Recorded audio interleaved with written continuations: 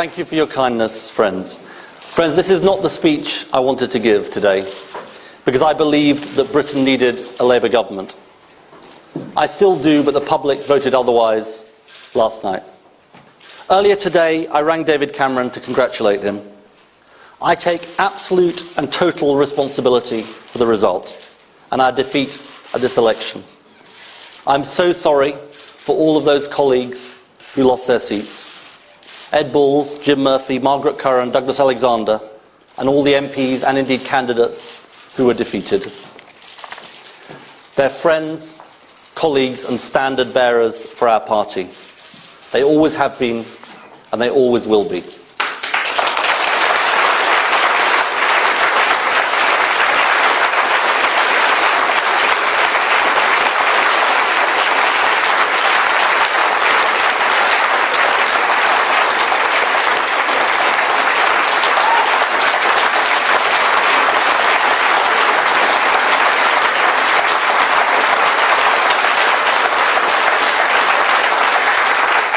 I also want to congratulate all of our candidates who were elected yesterday and who will help take our party forward as well.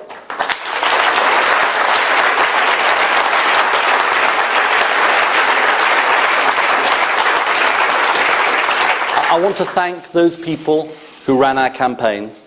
It was the most united, cohesive and enjoyable campaign I've ever been involved in. I want to thank Douglas Alexander, Lucy Powell, Spencer Livermore, and most of all of you, the incredible team at the Labour Party. And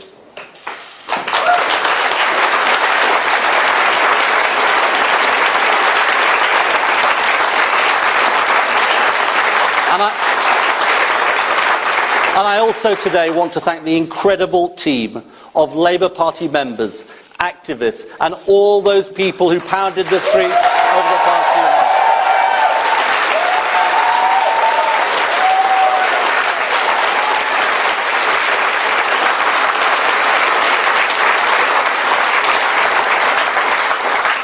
Friends, Britain needs a strong Labour Party. Britain needs a Labour Party that can rebuild after this defeat so we can have a government that stands up for working people again. And now it's time for someone else to take forward the leadership of this party. So I'm tendering my resignation, taking effect after this afternoon's commemoration of VE Day at the Cenotaph. I want to do so straight away because the party needs to have an open and honest debate about the right way forward without constraint. Let me say that Harriet Harman is the best deputy leader anyone could hope for. I worked for her more than 20 years ago.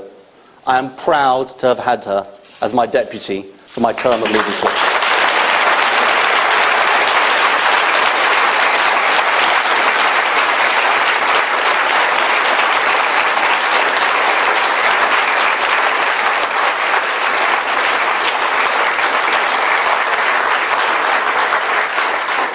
She will take over until a new leader is elected. For me, I'm looking forward to reacquainting myself with Justine, Daniel and Sam. But before I do, I want to say a few things. First of all, thank you to the British people. Thank you to the people who met me on train stations, in colleges, in workplaces, in schools. Thank you for sharing your stories with me. I have learnt so much from you. It has been an enormous privilege. Thank you for the selfies. Thank you for the support.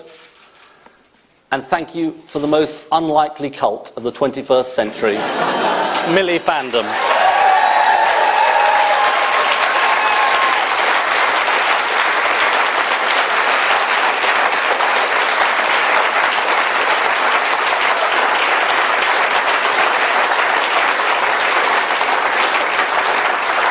Second, I want to address those who voted Labour yesterday. Today you will feel disappointed, even bleak. But while we may have lost the election, the argument of our campaign will not go away. The issue of our unequal country will not go away. This is the challenge of our time. The fight goes on, and whoever is our new leader, I know Labour will keep making the case for a country that works for working people once again.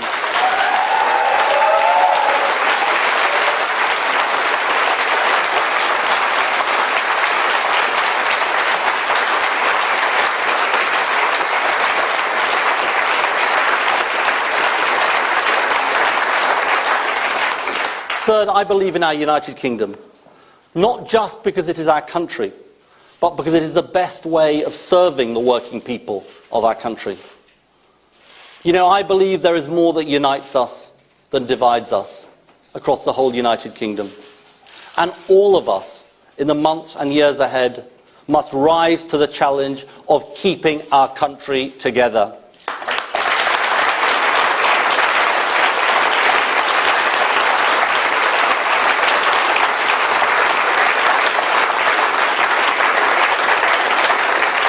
Finally, I want to say something to my party.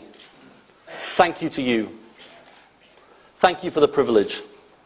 I joined this party aged 17. I never dreamed I would lead it. It has been an incredible force for progress, from workers' rights to the NHS to the minimum wage. No other party in British politics can boast these achievements. And yes, it will be a force for progress and change once again. And to all the Labour Party members, you're the most loyal, supportive, amazing people. I thank all of you today. I am truly sorry I did not succeed. I've done my best for nearly 5 years. Now you need to show your responsibility.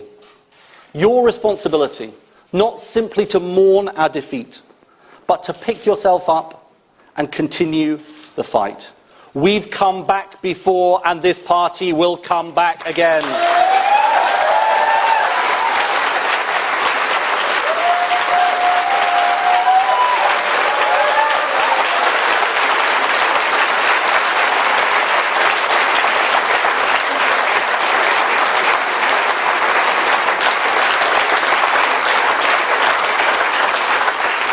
And if I may, I say to everyone in our party, conduct this leadership election with the same decency, civility, and comradeship that we believe is the way the country should be run. I believe I have brought a culture to this party of an ability to have disagreement without being disagreeable. I urge everyone to keep this in mind in the months ahead. Finally, I want to say this. The course of progress and social justice is never simple or straightforward. Change happens because people don't give up. They don't take no for an answer. They keep demanding change. This is my faith.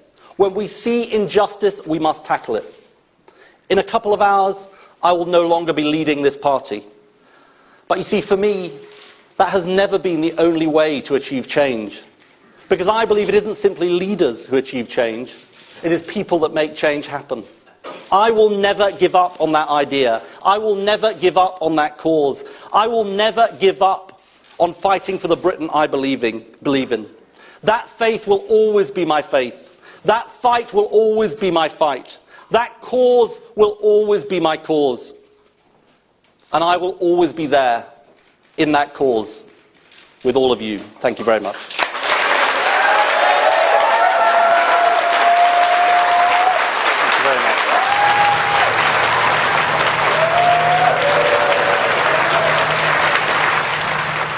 Well, the genuine passion ringing out there from the lips of the Labour leader for the next couple of hours. He said only Ed Miliband announced that he is standing down after the election defeat as leader of that Labour Party, apologising to all the people he said who worked so hard for him that he did not succeed. Talked about the 5 hard years he'd had in opposition. Well, unfortunately for him and the Labour supporters, they face 5 more years